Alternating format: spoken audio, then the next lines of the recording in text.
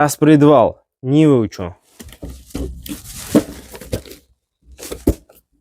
Mana bu yozig'i 21214. Bu nima degani? Bu injektor niveli uchun Raspredval degani. O'zi 3 xil chiqqan. 2101, 21213 va 214.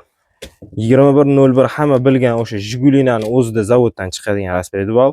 213 niveliga, karburatorli nivelida chiqqan Raspredval va 214 yangi injektor nivelida Chevrolet, Urban, Bronto hammasida mana shu Raspredval qo'yilgan.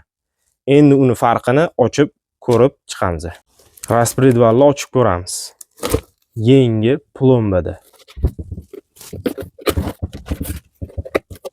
Mana shu holatda. Zavodskoy ko'k paketda bo'ladi o'zini.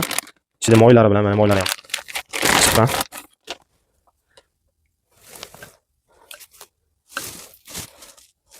Mana shu holatda. 3 xil Raspredval haqida gaplashdik. Ularning farqi nimada desa, injektor nivelida gidrokompensator qo'yilgan.